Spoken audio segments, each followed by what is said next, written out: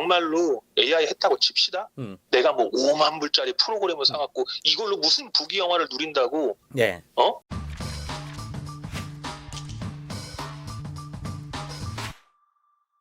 우리 감독님은 네. 대한민국 최고의 작곡가로서 음향 네네. 전문가시고 네네. 그 성문 분석을 다 보셨잖아요. 맞습니다. 이 김수현 사건 관련해서 네. 김세론 씨의 목소리가 조작일 수가 있습니까? 100% 불가능합니다. 100%. 누가 들어도 그건 100% 불가능합니다. 김세론 씨의 녹취가 절대 AI가 아니라는 김세희 씨. 그래서 직접 한번 들어봤습니다. 뉴저지 사기꾼이 주장하는 바는 이렇습니다. 2025년 1월 10일 김세론 씨를 뉴저지에 있는 스타벅스에서 만났다. 이 과정에서 녹음을 진행한 1시간 10분짜리 녹취 원본이 있다. 1월 10일 1시간 10분짜리 원본. 여러 가지로 흥미롭습니다. 자, 이번 사건의 쟁점이 뭐냐? 이 뉴저지 사기꾼이 4곳에 각각의 연락을 취했다는 겁니다. 4월 4일 김수현, 4월 5일 이진호, 4월 중순 김세희, 5월 초 김세론 지인. 이 4곳의 연락을 취했던 당사자는 동일한 인물입니다. 김세희 씨는 제가 김세희 씨와 뉴저지 사기꾼과의 녹취 파일을 공개했다는 이유로 통신비밀보호법 위반으로 저를 고소했습니다. 제가 공개한 녹취는 이와 같은 내용이었습니다.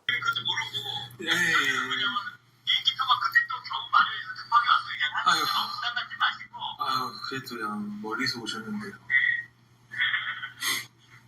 그래서 혹시 내일 뭐 만약 늦게라도 잠깐 얼굴 뵐 수 있으면 네네.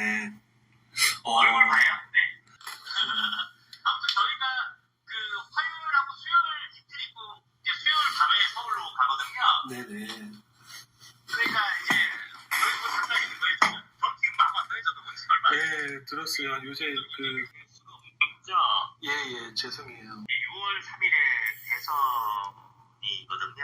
예예 중요하죠. 그래서 저희도 사실 6월 3일 네. 6월 3일 이후에 좀 약간 이제 김수현 이슈를 우리가 다시 하겠다 네네.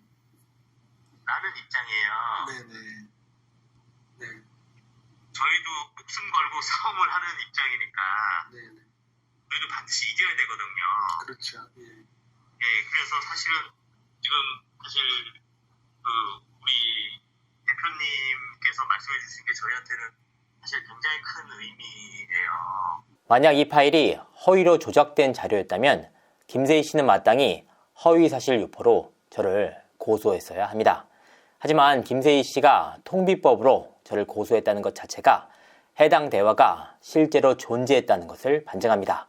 실제로 김세희 씨 본인 역시 제가 공개한 대화 자체는 사실이라는 취지로 스스로 밝히기도 했습니다. 해킹을 했다는 등의 엉뚱한 소리를 내놓으면서 말입니다. 근데 이들이 중대한 범죄를 저질렀습니다. 뭐냐 하면 저와 제보자 간의 통화 내용을 얘네가 어떻게 입수했는지 그거를 꼭 밝히길 바라겠습니다. 근데 이거는 명백히 통신비밀보호법 위반입니다. 김세희 씨가 뭐 보냈다는 뭐 카톡이나 뭐 그런 분들이 있을 거 아니에요. 아까 보내주신다는 거. 그거 좀 보내주시면 저도 좀 클리어하게 믿고 네. 할 수 있을 것 같긴 합니다. 보내드릴게요. 네네. 그 김세희 씨랑 아마 통화했던 것도 제가 운전 중이었는데 따로 녹음을 했거든요. 아, 네네네. 제가 이제 뭐 내가 왜 못 만났고 뭐 이런 거 있잖아요. 네네네. 뭐 어디로 가야 돼요? 뭐. 저는 김세희 씨와 뉴저지 사기꾼의 통화 녹취를 뉴저지 사기꾼으로부터 직접 받았습니다. 그러니까 김세희 씨와 통화를 나눈 인물과 저에게 직접 연락을 했던 인물이 동일 인물이란 의미입니다. 추후 확인을 해본 결과 김수현 측에 접촉을 했던 인물도 김세론 씨의 지인에게 연락을 취했던 인물도 모두 동일 인물이었습니다. 그러니까 이 1시간 10분짜리 녹취가 실제로 김세론 씨와 나눈 대화 파일이었다면 동일한 내용이 담겨 있어야 한다는 의미입니다. 그런데 말입니다. 4곳에 전달한 녹음 파일 3곳에서 동일한 지점과 동일한 시점에 녹음이 있었습니다. 2025년 1월 10일 뉴저지 사기꾼과 김세론 씨의 만남이 이루어진 뉴저지 스타벅스에서의 녹음이었습니다. 같은 장소, 같은 시점, 그러니까 녹음 내용도 동일해야 합니다. 하지만 김세론 씨의 녹음 내용 자체가 달랐습니다. 세 파일 모두 김세론 씨의 지각이 전제되어 있는데요. 그런데 지각의 이유가 각기 달랐습니다. 직접 한번 들어보시죠. 안녕하세요. 죄송합니다. 늦었어요. 죄송해요. 택시가 늦게 와서 너무너무 늦어서 죄송합니다. 아 정말 죄송해요. 왜 이렇게 늦었어? 아니 여기 뉴저지로 들어오는 터널 있잖아요. 아이고 왜 이렇게 아 잠시만요. 그렇게 하면 그 인간들은 조회수요.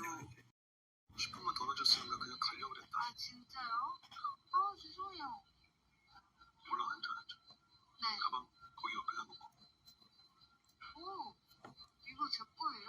내가 이거 일단 시켜놨는데 좋아할 저 이거 완전 좋아해요. 그러니까 김수현 측에 최초로 보낸 파일에서는 김세론 씨의 지각 이유에 대해서 택시가 늦게 와서라고 말을 하고 있습니다. 너무 늦었어요. 죄송해요. 택시가 늦게 와서. 그런데 제게 보낸 파일에서는 뉴저지로 들어오는 터널 때문이다 라고 말을 바꿉니다. 아 정말 죄송해요. 왜 이렇게 늦었어? 아니 여기 뉴저지로 들어오는 터널 있잖아요. 더더욱이 김세희 씨에게 보낸 파일에서는 뉴저지 사기꾼이 10분만 더 늦어서도 그냥 가려고 했다고 말합니다. 10분만 더 늦었으면 나 그냥 가려고 그랬다. 아 진짜요? 아 죄송해요. 몰라 앉아. 그러니까 같은 장면에서의 대화 내용이 모두 달랐다는 의미입니다. 만약 원본 파일이라면 어떻게 다를 수가 있는지, 같은 시점, 같은 공간인데 말입니다. 이 파일의 조작이 확실한 두 번째 이유는 녹취 내용에 대한 뉴저지 사기꾼의 엇갈린 진술입니다.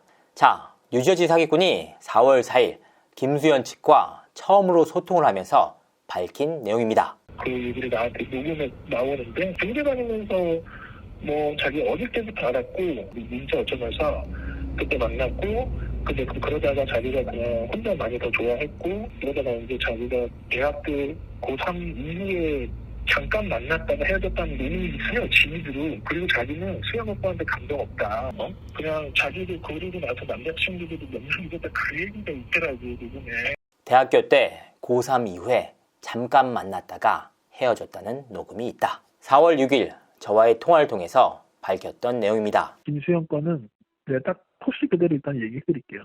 수영 오빠는 어릴 때부터 자기가 좋아했고 아는데 자기 좋아했대. 근데 고등학교 말 근데 갑자기 자기는 고등학교 졸업을 안 했고 대학교 중대 들어가고부터 아주 잠깐 사귀었고 자기가 술 처먹고 맨날 전화하고 괴롭혀서 나한테 질렸다. 그럴만도 하다. 그럼 너 사진 왜 올렸냐? 그러니까 자기가 그냥 가끔 욱하다. 왜? 자기 제기를 하는데 안 도와줬으니까 열받았다. 그 내가 그러면 뭐 둘이 원수가 됐냐니까 아니 그거 아니라고 그거가 좋은 오빠라 그 얘기가 있다고 그 안에 정확하게 이거 그대로 프롬프트 때 그대로예요. 그러니까 대학교 이후에 교제를 했다는 의미였습니다. 세 번째, 뉴저지 사기꾼과 김세론 씨 지인 간의 통화 내용입니다. 그러니까 이게 지금 거의 1시간 10분 정도 돼요. 그 내용이 꽤 많은데 뭐 어쨌든 뭐 사귀었다. 근데 자기가 그 버림받았다. 시기를 그때 그 중학교 때 얘기를 하던데요. 제가 언제 헤어졌냐 그러니까 저 별로 헤어진 지는 얼마 안 됐어요. 이렇게 얘기를 하더라고요. 중학교 때 사귀다가 헤어진 지 얼마 되지 않았다. 네 번째, 뉴저지 사기꾼이 김세희 씨에게 직접 보낸 파일입니다. 그러면 너 걔랑 사귄 거 맞아? 네, 수연 오빠랑 사귀었어요. 저 보고 미쳤다고 안 믿겠지만 중학교 때부터 사귀다가 대학 가고 헤어졌어요. 중학교? 네, 1차 때부터 사귀고 대학교 들어가서 좀 있다가 헤어졌어요. 어디 대학교 갔어? 아, 저 중앙대요. 축하하네. 중학교 때부터 사귀다가 대학 가고 헤어졌어요. 그러니까 뉴저지 사기꾼의 말은 세 가지 버전이 있습니다. 첫 번째, 성인 이후에 사귀다가 헤어졌다. 대학교 고3 이후에 잠깐 만났다가 헤어졌다는 내용이 있어요. 두 번째, 중학교 때 사귀다가 헤어진 지 얼마 안 됐다. 시기를 그때 그 중학교 때 얘기를 하던데요. 제가 언제 헤어졌냐 그러니까 저 별로 헤어진 지는 얼마 안 됐어요. 이렇게 얘기를 하더라고요. 세 번째, 중학교 때부터 사귀다가 대학 가고 헤어졌다. 중학교 때부터 사귀다가 대학 가고 헤어졌어요. 동일한 인물로부터 나온 말이 모두 달랐다. 이것보다 조작에 대한 명확한 근거가 있을까요? 여기서 끝이 아니었습니다. 뉴저지 사기꾼은 제게 김세론 씨가 저 이진호를 언급하는 녹취 파일의 내용이 있다고 얘기를 했습니다. 이에 저는 김세론 씨는 아예 저를 몰랐다. 관련 자료를 가지고 있다라고 밝혔습니다. 이에 대한 뉴저지 사기꾼의 답은 이랬습니다. 이제 뭐 이진호님이라는 그 얘기를 했어요. 네, 이제 그 녹음이 이제 있죠. 근데 저를 몰라요, 세론 씨는. 저라는 사람 자체를 모릅니다. 얘는 뭐 그 이진호님 얘기를 이진혹 이렇게 그냥 녹음이 돼 있어요. 이진호 얘기 아니고요. 이진혹. 이진호를 직접적으로 언급한 것이 아니라 이진혹 이렇게만 언급했다. 그런데 뉴저지 사기꾼이 가세연에 제공한 녹취 파일에는 이진호란 이름이 수차례에 걸쳐 드러납니다. 심지어는 이진호가 다룬 영상을 강경윤 기자가 고스란히 썼다. 이와 같은 내용도 있었습니다. 솔직히 한국에 기자들이 많고 서로 다 알잖아요. 근데 이진홍과 그 새끼랑 또 SBS 기자년 친구가 있는데 SBS? 나름대로 알아보니까 둘이 엄청 친하고 그 새끼가 유튜브 올리면 그년이 또 기사 내고. 미친 것들이네. 아니 내가 무슨 알아버린 뇌손준도 아니고 내가 병신같은 실수해서 내가 낸 사고 내가 알아서 정리하고 고통받고 있는데 진짜 개씨발년들이. 진정해. 일단 조금만 진정하고 얘기하자.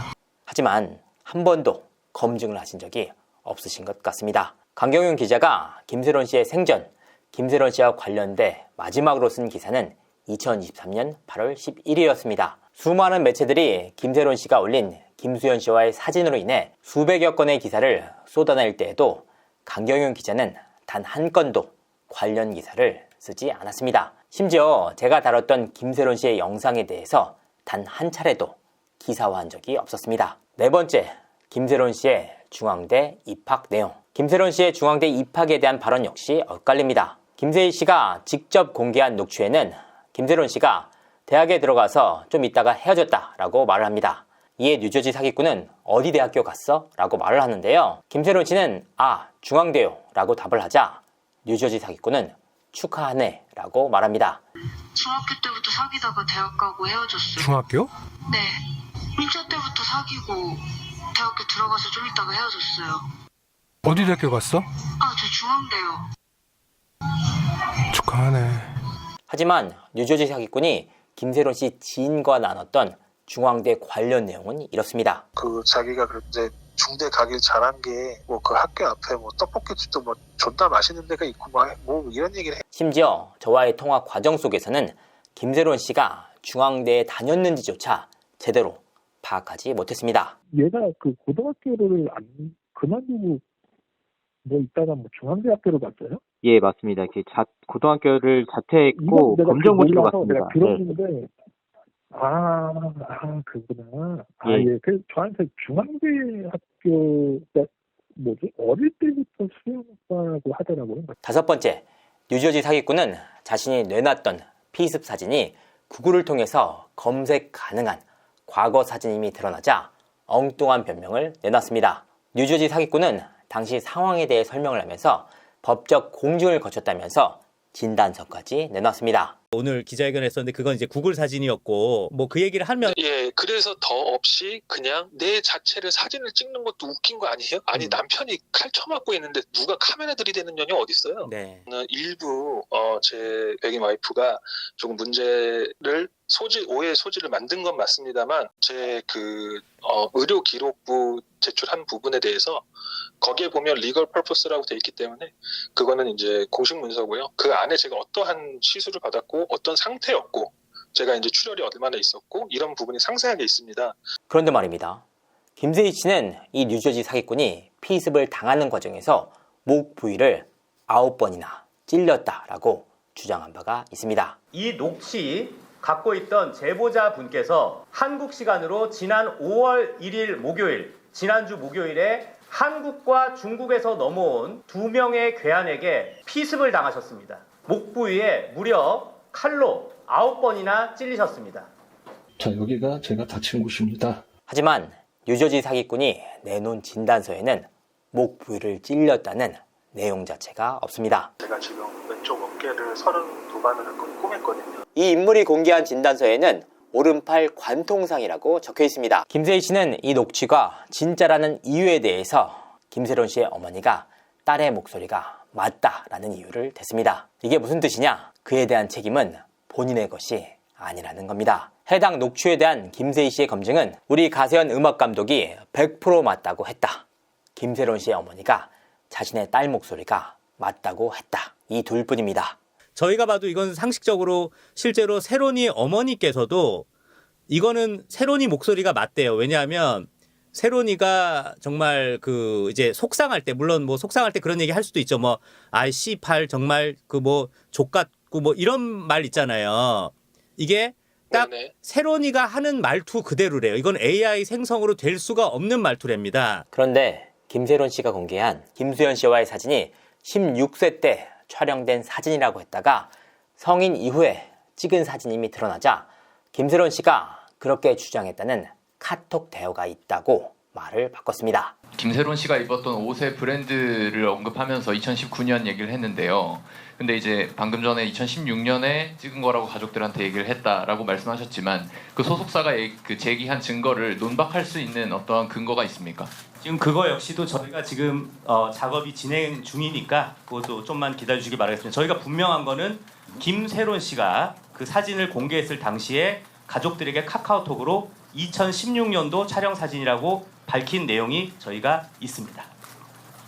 그러니까 객관적 사실과는 별개로 본인이 법적으로 빠져나갈 궁리만 하고 있다는 의미입니다. 이렇게만 검증했느냐?